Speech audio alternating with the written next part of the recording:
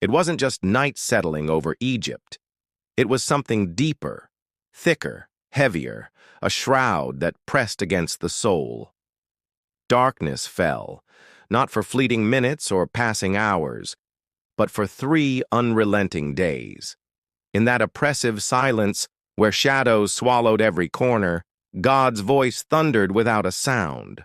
Welcome to Faith Unfolded. Today's episode, Darkness over Egypt, Light and Separation.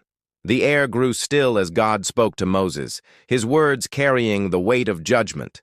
Stretch out your hand toward heaven, and let there be darkness over the land of Egypt, a darkness so palpable it can be felt.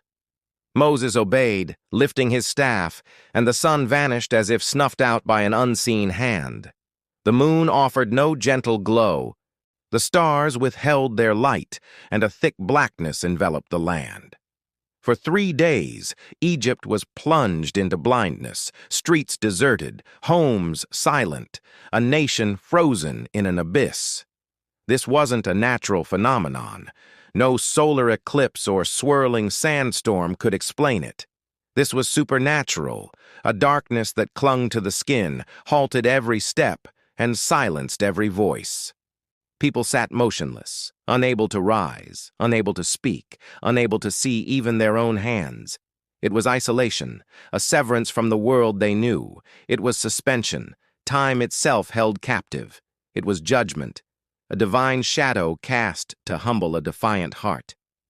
The Egyptians felt it, not just in their eyes but in their spirits. Egypt's faith rested on Ra, the sun god, their beacon of life, power, and divine order. Temples gleamed with his image, priests chanted his praises, and the rising sun was their daily affirmation of strength. But now, Ra was absent. No light pierced the gloom, no warmth stirred the chill, no prayers summoned his return. The sacred sky, once a symbol of their god's dominion, stood mute and powerless. When God moves, he doesn't merely disrupt nature, he dismantles the beliefs that rival his authority, leaving idols exposed as hollow shells. Here's the stunning twist. While Egypt groped in unrelenting darkness, Israel lived in light. In Goshen, lamps flickered warmly, families moved freely, children played as if the plague were a distant rumor. This wasn't just a miracle, it was a message etched in contrast. God wasn't merely removing light from Egypt, he was drawing a line of distinction. Judgment and mercy coexisted in the same land, yet the experience diverged. Darkness for the defiant, illumination for the faithful. Throughout the plagues, God had marked his people. Flies spared Goshen. Livestock in Israel stood unharmed. Boils bypassed his chosen. But now, the separation deepened, defined not by geography, but by glory. Light became the banner of his presence, a radiant shield over Israel. This wasn't mere protection, it was a declaration. God's people weren't just preserved, they were illuminated, set apart by the one who sees in the dark. The contrast spoke louder than words. Allegiance determines destiny. Desperation drove Pharaoh to summon Moses once more. "Go, worship your God," he conceded, his voice strained, "but leave your flocks and herds behind as security." Moses stood firm. "We will take everything. Our flocks, our herds, not a hoof will be left. How else can we worship the Lord?" Pharaoh's pride ignited. "Leave my presence," he roared. "See my face again, and you will die."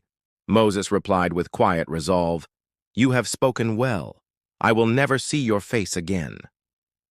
The darkness wasn't just a physical veil, it was prophetic, a final warning, a divide widening toward the ultimate judgment. We all encounter darkness, moments of confusion, seasons of silence, nights when answers fade. The question isn't whether darkness will come, for it visits every life, but whether light remains within it. God doesn't promise to banish every storm, but he pledges to distinguish his people amid the chaos. Sometimes the greatest miracle isn't escape from the shadows, but the illumination that guides us through, a light that reveals his presence when all else fades. Even in this oppressive darkness, mercy lingered. God didn't unleash death or destruction. He simply withdrew light, letting silence and stillness do their work. That quiet could speak volumes, convicting hearts without a word. That absence could awaken those willing to listen. For Egypt, there was still time. Time to see, time to turn, time to find the mercy hidden in the gloom. This plague transcended blindness. It was about boundaries. God declared, "I am the source of all light. I am the one who separates the faithful from the fallen. I am the one who sees when all is dark." The darkness obeyed his command, a testament to his sovereignty. When he moves, even the absence of light becomes a tool in his hands, shaping history and hearts. If your world feels dim, if clarity has slipped away, don't surrender to despair. Pause in the stillness. Ask, where is God drawing the line in my life? Where is he distinguishing my path? Where is he still shining, even faintly?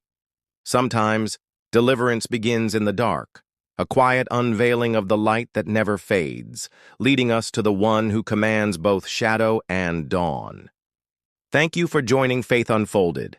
If this episode touched you, share it with someone navigating their own darkness. Subscribe and ring the bell for more biblical insights. Next time, death of the firstborn, mercy through blood. Until then, may the darkness reveal the light that endures.